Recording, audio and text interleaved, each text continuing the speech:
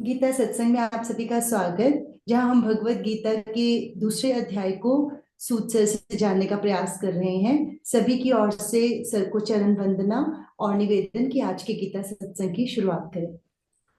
आशु जी, बहुत बहुत धन्यवाद। मेरी ओर से भी आप सबको प्रणाम, चरण वंदना, नमस्कार।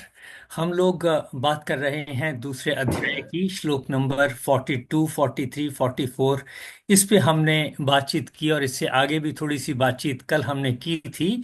यहाँ पे थोड़ा सा मैं फोकस को इसके साथ, कॉन्टेक्स्ट के साथ जोड़ करके कुछ बातें कहना चाहूंगा।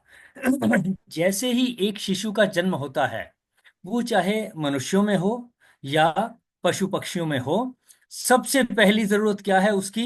सुरक्षा की, सिक्योरिटी की, कि उसके जीवन को कोई बचा करके रख सके और उसको शुरू से कोई खाने का बंदोबस्त करे, उसको पीने के लिए दूध मिल जाए मां से। तो सबसे पहली जो सुरक्षा और पालन पोषण है वो मातृशक्ति से आती है। ये यूनिवर्सल है, ये सब हम जानते हैं। फिर जैसे जैसे बड़े होते हैं, फिर जरूरत पड़ती है वो कि अब बड़े हो गए, अब मैंने क्या करना है, क्या सीखना है। हमारे अंदर कुछ प्रवृत्तियां हैं जो इनहेरेंट आती हैं, हमारे जीन्स की वजह से आती हैं, हमारा रुझान उस तरफ को होता है। और कुछ चीजें हैं जो हम वातावरण को देखकर, जैसे वातावरण में हम हैं उसको देख करके, जैसा लोग वहां पर करते हैं, उस एनवायरनमेंट में करते हैं, हम भी उन चीजों को सीखना शुरू करते हैं। अल्टीमेटली रिक्वायरमेंट क्या है? कि जीवन में हम आगे बढ़ें, हम अगर कोई शत्रु है तो उससे बचाव कर सकें, जरूरत पड़े तो उसके साथ लड़ाई कर सकें, उसको हरा सकें, भगा सकें, चाहे वो शत्रु मनुष्य के रूप में हो या कोई कोई पशु पशु पक्षियों के रूप में हो। कि छोटा बच्चा है, कौए से बचा के रखना पड़ता है, कहीं आंख ना निकाल के ले जाए। इसी तरह से और बहुत तरीके से रक्षा करनी पड़ती है।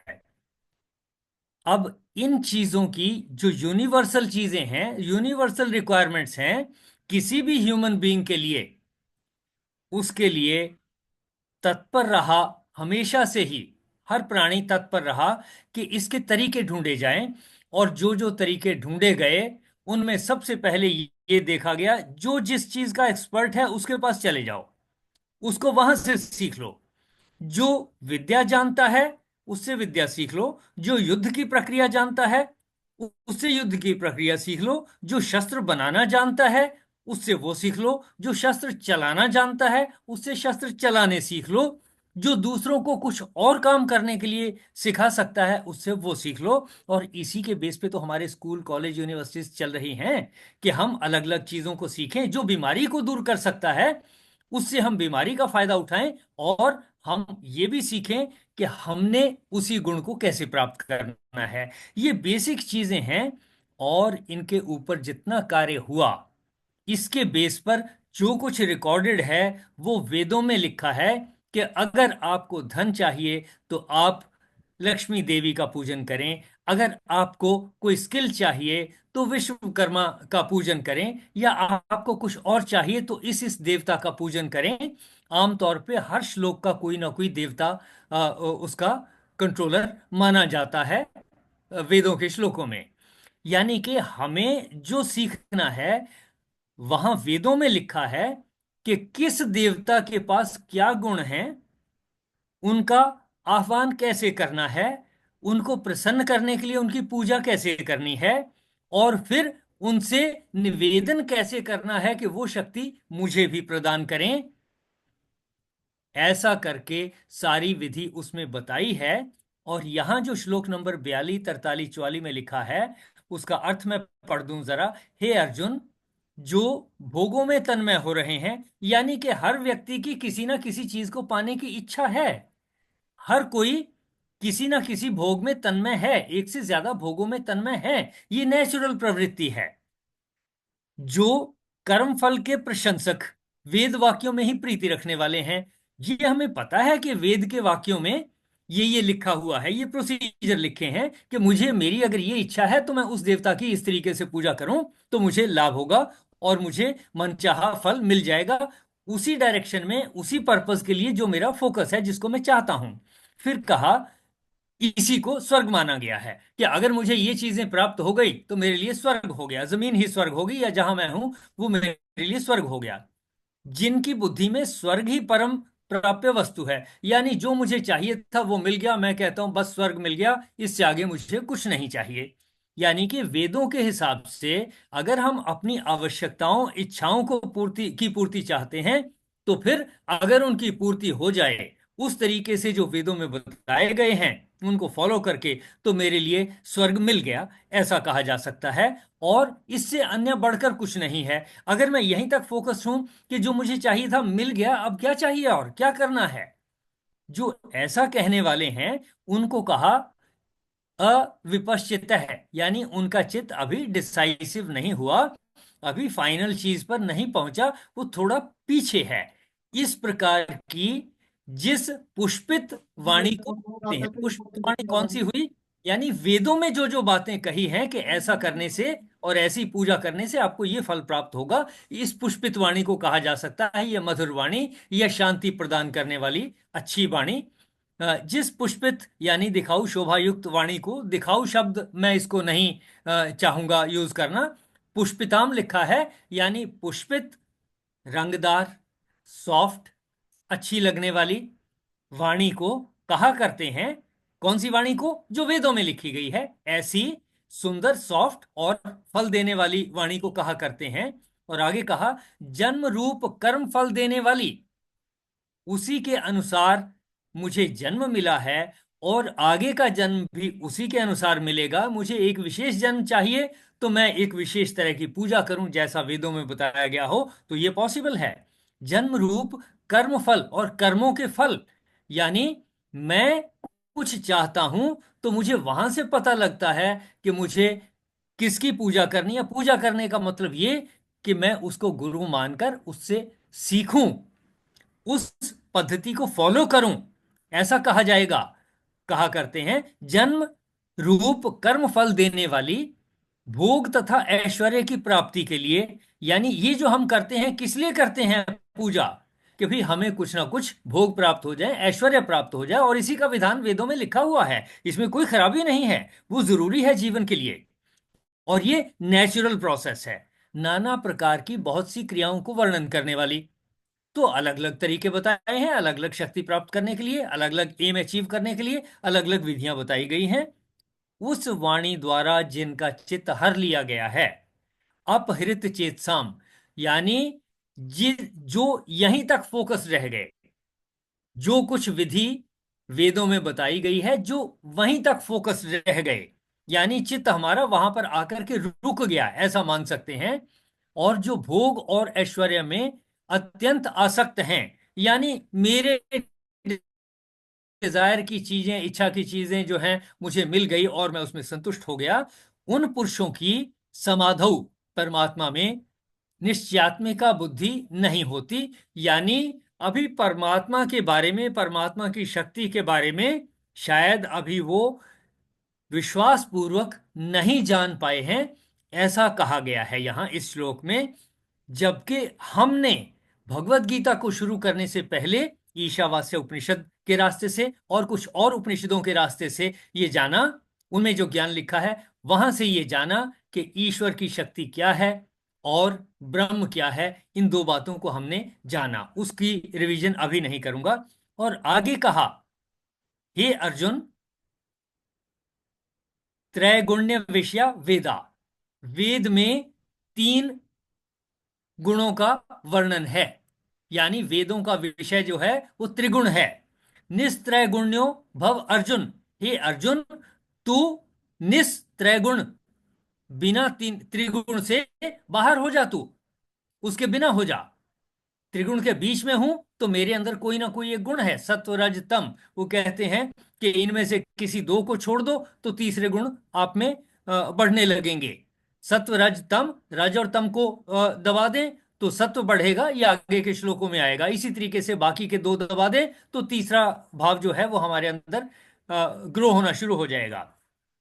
तो कहा अर्जुन के लिए कि तुम कैसे हो जाओ, निस्त्रैगुण्य, ऐसे हो जाओ, और निर्द्वंद, यानी दुख सुख इनको बराबर समझो, गर्मी सर्दी को बराबर समझो कि ये सब उसी ईश्वर के दिए हुए हैं। तो इसमें आप निर्द्वंद हो जाओ। फिर कहा नित्य सत्वस्थ, जो एनर्जी है जिससे ये सारा यूनिवर्स चल रहा है, जिसको हमने आरंभ में जाना, उसमें स्थित हो जा। जो नित्य रहने वाली शक्ति है जिससे ये सारा यूनिवर्स ऑटोमेटिकली चल रहा है, उसमें स्थित हो जा, उसको समझ ले। कि अगर मैं उसको समझ लूंगा तो मुझे क्या पता चलेगा, मेरा मित्र भी उसी से पैदा हुआ, शत्रु भी उसी से पैदा हुआ। वही शक्ति मुझे, मेरे शत्रु को कहती है कि इसको कष्ट दो, और मुझे शक्ति देती है कि इसका मुकाबला करो। यानी वही शक्ति मेरे लिए चैलेंज पैदा करती है, वही शक्ति मेरे अंदर शक्ति पैदा करती है, जिससे मैं नई चीजें निकालूं और उसमें एडजस्ट होना, उनका मुकाबला करना सीखूं। नित्य सत्वस्थ, कि जो नित्य है और सत्य है उसमें स्थित हो जाओ। निर्योग क्षेम क्षेम, योग क्षेम से बाहर हो जाओ। प्राप्त, जो वस्तु प्राप्त नहीं है उसको प्राप्त करने का नाम योग है, और जो प्राप्त हो गई उसको संभाल के रखना, इस्तेमाल करना, उसका नाम क्षेम है। आत्मवान है, इस तरह से ऐसा हो जा, आत्मवान हो जा। अपनी शक्ति को समझ करके इन गुणों को तू धारण कर। क्या कौन कौन से गुण बताए? त्रिगुण से बाहर हो जाओ, द्वंद्व से बाहर हो जाओ, योगक्षेम से बाहर हो जाओ, आत्मवान हो जाओ, और ईश्वर की शक्ति को समझो जैसा कि हमने समझा। इतनी बात हुई श्लोक नंबर 45 तक। यहां तक देखें, किसी का कोई प्रश्न हो कि हमने क्या सीखा 42, 43, 44, 45, जिसमें मुख्यतः वेदों में क्या कहा गया है, उसके बारे में कौन सी बातें कही हैं, और अर्जुन को क्या कहा गया है, तू कैसा हो जा। कोशिश करें जरा मन में कि वेदों में क्या क्या बातें कही गई हैं। उससे भी पहले अपने मन में धारें कि हमारी जीवन की जरूरत क्या है। सुरक्षा चाहिए, जीवन यापन के लिए हमें कोई व्यवसाय चाहिए, स्किल चाहिए, ऐसी चीजों की जरूरत है। और उनके प्राप्त करने के लिए वेदों में तरीके लिखे हैं, देवता बताए हैं, उनके पूजन की विधियां बताई हैं। तो देखें जरा 42, 43, 44 श्लोकों में वेदों के बारे में क्या कहा गया। एनीवन? चलिए कोई बात नहीं, आगे चलते हैं। ये चीजें वेदों में कही गई, और अर्जुन को क्या कहा गया कि कैसा हो जा, कि तू, त्रिगुण की बात हुई है वेदों में, तू त्रिगुण से बाहर हो जा। और क्या कहा गया कि तू द्वंद्व से बाहर हो जा, निर्द्वंद्व हो जा, योगक्षेम से बाहर हो जा, नित्य सत्वस्थ, जो ईश्वर की शक्ति है उसमें स्थित हो जा, और आत्मवान हो जा। अपने आप में समझ के वही शक्ति मेरे अंदर है। आत्मवान का ऐसा अर्थ मैं समझता हूं। देखें जरा इस श्लोक का अर्थ कोई रिपीट करके देखें कि अर्जुन को कैसा होने के लिए बताया श्री कृष्ण जी ने। हरे कृष्णा। हाँ जी। सर, इसमें भगवान अर्जुन से कह रहे हैं कि तू तीनों गुणों से परे हो जा। जो सत्व, रजो और तामसिक गुण हैं, इनसे परे हो जा। और जो तीन विषय जो वेदों में बताए गए हैं, इनसे तू अलग हो जा और निर्द्वंद हो जा। सुख दुख, ये इस इन चीजों से परे हो जा। और जो नित्य सनातन है, जो ब्रह्म है, उसमें तू स्थापित हो जा। और योग और क्षेम से भी परे हो जा। जो हमारे पास है और जो नहीं है, उससे भी परे हो जा। और आत्मवान हो जा मीन्स दी तू मेरे में जो शक्ति जो है उसी में आ जा। बिल्कुल ठीक, बिल्कुल ठीक कहा आपने। तो इतनी बात में हम इतना शुरू में समझ चुके हैं कि उसी ईश्वर की यूनिवर्सल शक्ति से हम कुछ करते हैं, उसी से कोई शत्रु मुझे परेशान करता है, उसी की शक्ति से मैंने उसको जो है उसका मुकाबला करना है और कोई रास्ता निकालना है। इतनी बातें यहां जो अर्जुन को कही गई, उनमें से मुख्य बात यह है जिसके ऊपर कह रहे हैं कि तू नित्य सत्वस्थ, उसमें स्थित हो जा। हमने उसको जान तो लिया, लेकिन हम उसमें अभी स्थित हुए या नहीं, ये हम कह सकते हैं कि नहीं हुए हैं। तो आने वाले टाइम में और जैसे जैसे रिपीट होती जाएंगी बातें, हम उसमें स्थित होते चले जाएंगे। बात क्या कही अल्टीमेटली, सारा कुछ कह के कि नित्य सत्व में स्थित हो जा। और नित्य सत्व में स्थित होने का मतलब यह है कि उसका किया हुआ गलत नहीं हो सकता, उसका किया हुआ मुझे कष्ट नहीं दे सकता। ये जो कुछ है वो अगर कुछ दे रहा है, मुझे चैलेंज दे रहा है, तो मुझे शक्ति भी दे रहा है कि मैं उसी की शक्ति को यूज करके उस कठिनाई से पार लगूं, उस मुसीबत से बाहर निकलूं। कि पानी की मुझे जरूरत है, बारिश आएगी, दरिया बहेंगे, नदियां बहने के साथ साथ बाढ़ भी आ सकती है। मुझे शक्ति दी है कि मैं उसमें से साफ पानी का इस्तेमाल कर सकता हूँ जितना चाहिए, उसको बचा के रख सकता हूँ, तो उसका रास्ता निकाल लूँ, कोई तालाब बना लूँ, कुछ और कर लूँ, उसको बचा लूँ, जरूरत के मुताबिक इस्तेमाल कर लूँ, दूसरों के लिए भी प्रबंध कर दूँ। इसी की शक्ति दी है। और बाढ़ आए तो मेरे पास बचने का रास्ता भी होना चाहिए। ऐसी चीजें मुझे समझनी है कि अगर कोई कठिनाई आ रही है, उसी शक्ति से आ रही है। और मेरे अंदर जो प्रेरणा उत्पन्न होती है, चैलेंज है, जिससे मैं दुखी भी होता हूं, ये मेरे अंदर नई चीज पैदा करने के लिए, सॉल्यूशन जनरेट करने के लिए ये स्ट्रेस जनरेट होता है, ऑटोमेटिक है। तो मुझे रोने और दुखी होने की बजाय कोशिश करनी चाहिए कि ये मुझे चैलेंज दिया है उस ईश्वर ने, उस शक्ति ने, और मुझे इसमें रहते हुए, इसी चैलेंज को देखते हुए कोई रास्ता निकालना है। देखें, इसके बारे में किसी का कोई प्रश्न या क्लैरिफिकेशन? चलिए आशु जी, श्लोक नंबर 46 को पढ़ दें जरा। जी सर। यावान अर्थः उद्पाने सर्वतः संप्लुतोदके तावान सर्वेषु वेदेषु ब्राह्मणस्य विजानतः। एक छोटे से कूप का सारा कार्य एक विशाल जलाशय से तुरंत पूरा हो जाता है। इसी प्रकार वेदों के आंतरिक तात्पर्य जानने वाले को उनके सारे प्रयोजन सिद्ध हो जाते हैं। देखिए, इस श्लोक में भी वेदों के साथ जोड़ा है, लिंक किया है। क्या कहा? सर्वतः संप्लुत उदके, सब ओर से परिपूर्ण जलाशय के, प्राप्ते, प्राप्त हो जाने पर, उदपाने, छोटा छोटा तालाब। गांव के तालाब को छोटा कहा जा सकता है, और उससे बड़े तालाब हो सकते हैं। तो तालाब को हम छोटे और बड़े के तरीके से जानते हैं, देखते आए हैं। कि जैसे रामबाग के पास जो तालाब है, तो वो बड़ा तालाब है, और हमारे आसपास कोई और तालाब हो, वो छोटे हो सकते हैं। कुछ नेचुरल भी हो सकते हैं, कुछ आर्टिफिशियली क्रिएटेड बनाए हुए भी हो सकते हैं, जिनमें पानी संभाल करके रखा जाता है और बाद में प्रयोग करते हैं। सर्वतः संप्लुत उदके, सब ओर से परिपूर्ण जलाशय के प्राप्त हो जाने पर, उदपाने, छोटे जलाशय में, यावन अर्थ है, जितना अर्थ रह जाएगा, जितनी जरूरत रह जाएगी। कि छोटा तालाब है, उसकी मुझे कम जरूरत रह जाएगी। अगर मुझे बड़ा तालाब मिल गया, तो छोटे तालाब की, अगर कंपैरेटिवली वो बहुत छोटा है, तो उसकी बिल्कुल ही जरूरत नहीं रह जाएगी। लेकिन अगर पानी नहीं है, तो मेरे घर के बाहर अगर मेरी ही बाल्टी का पानी गिर गया है, बह गया है, तो हो सकता है मैं कोशिश करूं, ओके, इसको भी एक छोटे से खड्डा बना करके उसमें ले लूं, क्योंकि मिलेगा नहीं, इस्तेमाल कम से कम हाथ धोने के तो काम आ जाएगा, किसी और तरीके से काम आ जाएगा। तो कहा, सब ओर से परिपूर्ण जलाशय के प्राप्त हो जाने पर, छोटे जलाशय में जितना प्रयोजन रहता है, यानी उसकी इंपॉर्टेंस कम रह जाती है। जब बड़ा तालाब मिल जाए, तो छोटे की जरूरत कम रह जाती है। विजानता है, जो जानता है। किसको जानता है? उस सर्वशक्तिमान को। ईशावास्यम इदम सर्वम, जिसको हमने इस तरीके से जाना कि वो अनंत शक्ति है। विजानता है, जो उस शक्ति को जान लेता है। तो मैं कहता हूं कि उस शक्ति से हम परिचित हैं। ब्राह्मणस्य, ऐसा ब्राह्मण, जाने ऐसे जानने वाले ब्राह्मण को कहा ब्राह्मण। कि जो ब्राह्मण उसको जानता है, उस शक्ति को जानता है।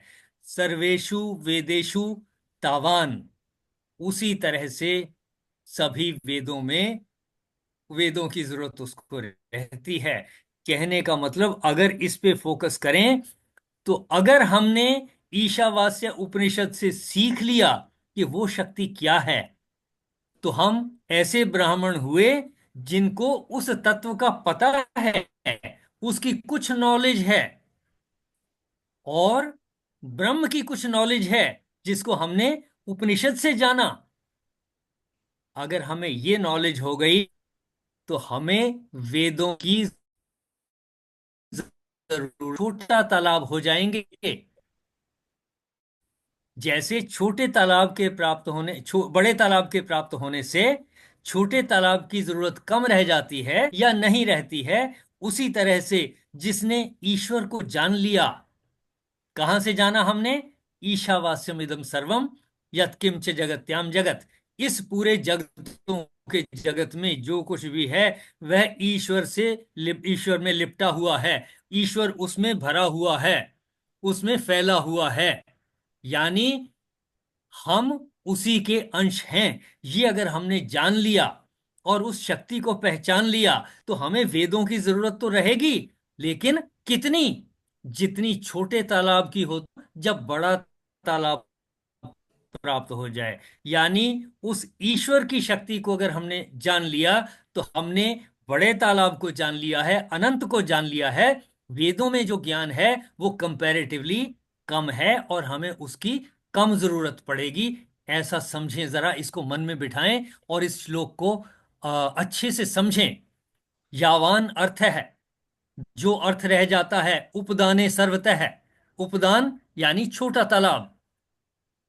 संप्लुत उदके, बड़े तालाब के प्राप्त हो जाने पर छोटे तालाब में जितना प्रयोजन रह जाता है, तावान वैसा ही प्रयोजन सर्वेषु वेदेषु, सभी वेदों में हो जाएगा। किसका? ब्राह्मणस्य विजानतः, उस ब्राह्मण का जो उस अनंत को जान गया है। और मैं कहता हूं कि हम सब भाग्यशाली हैं कि हमने किसी हद तक, जितना भी हम समझें, हमने उस अनंत को सबसे पहले जाना। इसलिए हमें भगवत गीता के इन श्लोकों को और आगे भी जो कुछ आएगा उनको समझने में बहुत आसानी रह जाती हो जाती है। तब कोई ये श्लोक नहीं रह जाता कि श्री कृष्ण जी ने कह दिया मैं भगवान हूं, वो हैं कि नहीं हैं, उनको माने या ना माने। ये प्रश्न बेकार का प्रश्न हो जाता है। उन्होंने कुछ भी कहा हो, वो भी ईश्वर का अंश हैं, हम भी ईश्वर का अंश हैं, उनमें शक्ति है, हम में भी उसी अनंत की शक्ति है।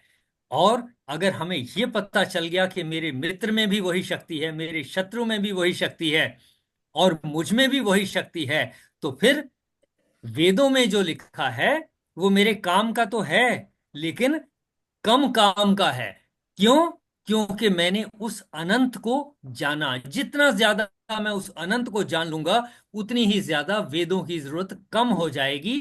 लेकिन मैं ये नहीं कह रहा कि इस बात के या इस श्लोक के पढ़ लेने के बाद वेदों को ना पढ़ें। देखें जरा इस श्लोक से क्या समझ में आता है, कोशिश करें उसको एक्सप्लेन करने की। हाँ जी सर।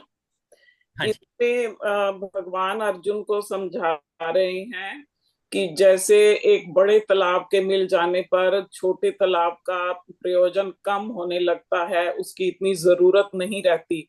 उसी प्रकार अगर कोई मनुष्य जब ये ईश्वर को जान लेता है कि मैं उसी की सत्ता हूँ, उसी में से निकला हूँ, जो है सब उसी में है, तो उस इस चीज को जानने के बाद, ईश्वर को जानने के बाद, उसकी सत्ता को जानने के बाद इन वेदों का बहुत बड़ा प्रयोजन नहीं रह जाता। वेद हमारे काम के तो हैं, लेकिन हमने जो मेन चीज है उनमें जो ईश्वर है उसे हमने जान लिया तो उसके आगे सब कुछ फीका है। रंजना जी, आपने बहुत अच्छे से और बहुत छोटे में एक्सप्लेन कर दिया, सारांश बता दिया। मैं समझता हूं कि बाकियों को भी कोशिश करनी चाहिए वो इस श्लोक के अर्थ को एक आध बार रिपीट करें। हमारे पास 5 मिनट हैं। हम अभी तक आज की चर्चा को इसी श्लोक तक सीमित रखेंगे। बाकी समय में आप लोग प्रयास करें और इससे पहले के श्लोकों के साथ इसको जोड़ करके देखें।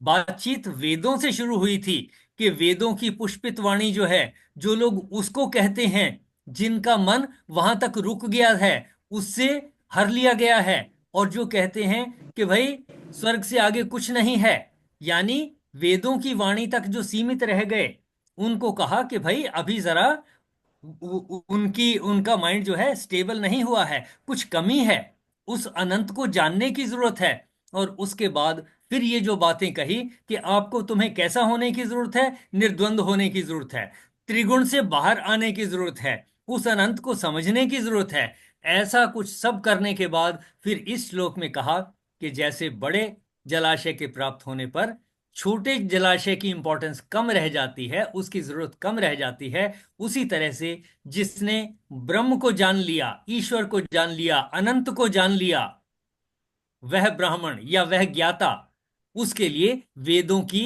यूटिलाइजेशन, यूटिलिटी उतनी ही कंपैरेटिवली कम हो जाती है। लेकिन यह मतलब नहीं कि यूटिलिटी खत्म हो जाएगी।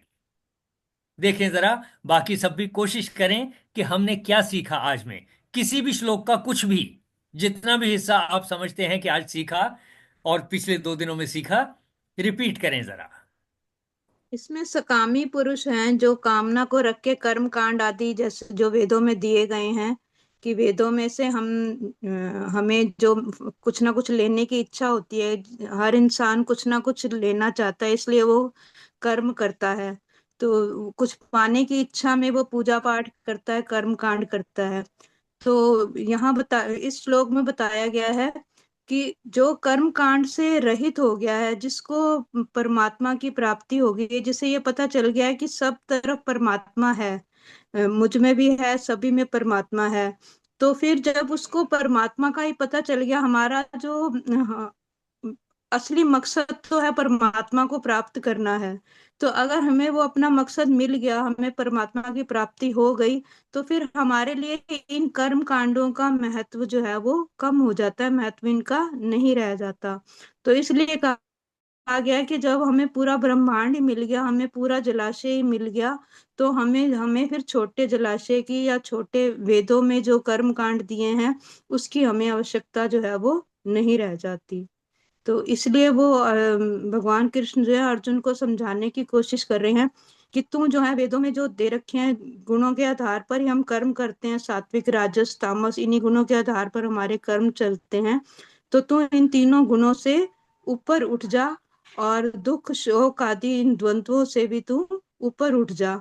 यानी कि उसे वो अब एक तरह से हम भक्ति परमात्मा की ओर भक्ति योग, थोड़ा सा जैसे इसके अंदर पहले ज्ञान योग आया, फिर कर्म योग आया, थोड़ा सा भक्ति योग का टच जो है वो भगवान ने इन श्लोकों में दिया है।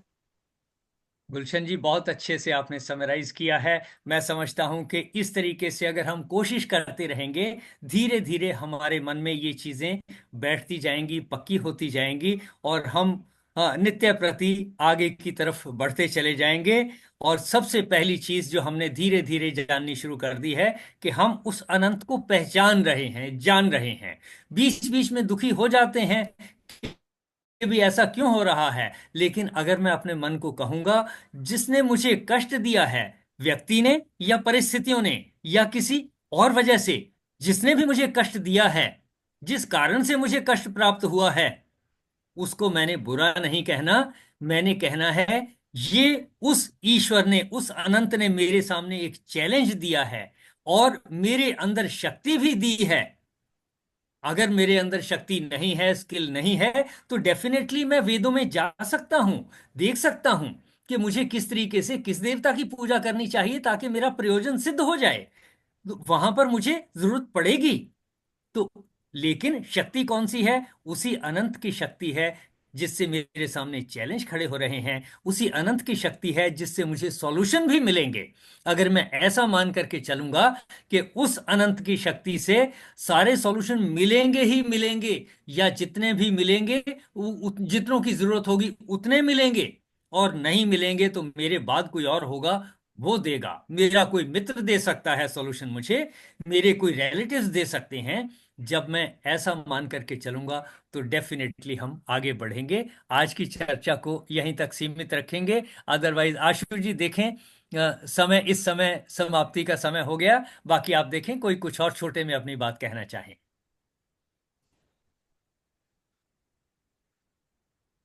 आगे भगवान ये भी बताएंगे ना कि इन देवताओं को भी शक्ति मेरी वजह से ही प्राप्त हुई हुई है। जो ये देवता, हम जिन देवता की पूजा करते हैं, इनको भी शक्ति जो है वो भगवान की ही दी हुई शक्ति है, उन्हीं की शक्ति से हम आगे शक्ति लेते हैं। हाँ, ये बिल्कुल ठीक कि जैसे मुझे किसी गुरु की जरूरत है, मैंने किसी से जो है अपनी एजुकेशन ली है, मेरे कोई टीचर्स रहे हैं, प्रोफेसर रहे हैं, सब रहे हैं। कोई किसी ने मुझे लैब में हेल्प की है, किसी ने मुझे स्टडीज में हेल्प की है, किसी ने मैथमेटिक्स सिखाया, किसी ने फिजिक्स केमिस्ट्री या सामाजिक अध्ययन विज्ञान, ये सारी चीजें सिखाई हैं, वो सब ईश्वर के ही अंश हैं। तो देवता लोग भी डेफिनेटली उस अनंत के ही हिस्से हैं। उस अनंत के ही हिस्से चैलेंज पैदा करते हैं, उस अनंत के ही हिस्से हमें ट्रेनिंग देते हैं, उस अनंत के ही हिस्से हमें अंदर से, हमारा मन भी उसी अनंत का भाग है जो सॉल्यूशन ढूंढता है। ऐसा मेरा मानना है। हाँ जी आशु जी। बिल्कुल ठीक से। चलें समापन की ओर सर। ठीक। ओम पूर्णमदः पूर्णमिदं पूर्णात् पूर्णमुदच्यते पूर्णस्य पूर्णमादाय पूर्णमेवावशिष्यते। ओम शांति शांति शांति।